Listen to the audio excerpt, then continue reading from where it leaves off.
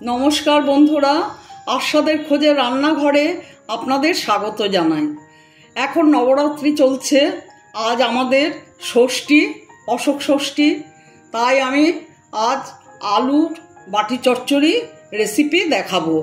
तार जोन्नो उपकरण निয়েছি एरकम छोटो छोटो टुकरो करे आलू केटे निয়েছি, भालो करे धुए रेखेছি, हलुद निয়েছি, चिनी निয়েছি, नुन निয়েছি, সরষের তেল, তেজপাতা, কাঁচা লঙ্কা, শুকনো লঙ্কা এই দিয়ে আজকে আমি বাটি চচ্চড়ি করব। আমি আর অন্য কোনো মশলা এতে অ্যাড করব না। আপনারা দেখুন আমি বাটি চচ্চড়ি কিভাবে করি।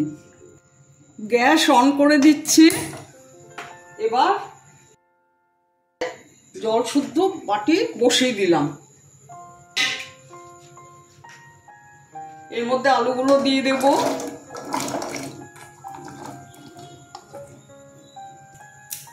তেজপাতা, শুকনো লঙ্কা, হলুদ,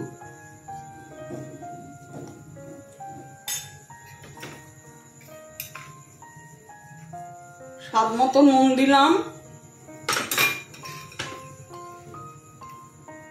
স্বাদ মতো চিনি দিলাম। এখন আমি এটা ঢেকে দেব। কিছুক্ষণ বাদে ঢাকনাটা খুলবো, খুলে তারপরে আপনাদের দেখাবো আমি কি করব।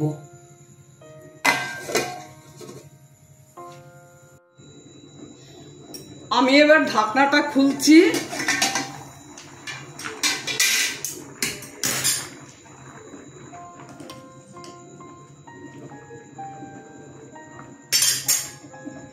এখন আমি কাঁচা লঙ্কা এইভাবে চিড়ে দিয়ে দিচ্ছি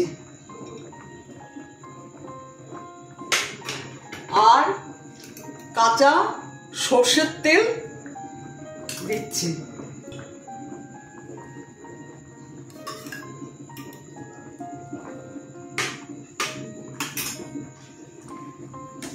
এই কাঁচা সরষের তেল আর লঙ্কাগুলো লাস্টে দিলে দেখতেও ভালো লাগে, গন্ধটা সুন্দর হয়।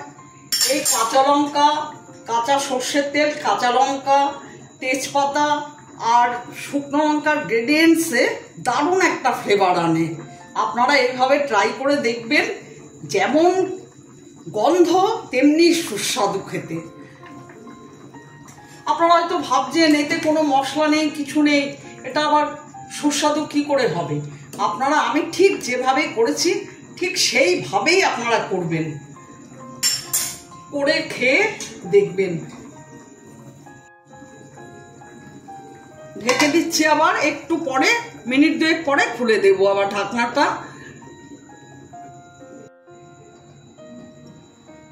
2 মিনিট পর ঢাকনাটা খুলছি। দেখুন হয়ে এসেছে। নামাবার আগে একটু হাতাটা দিয়ে এরকম করে দেবেন।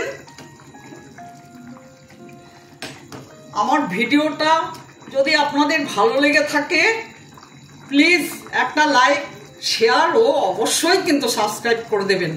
আর আপনারা এইভাবে রান্না করে আপনারা আপনাদের মতামতটা অবশ্যই আমাকে জানাবেন।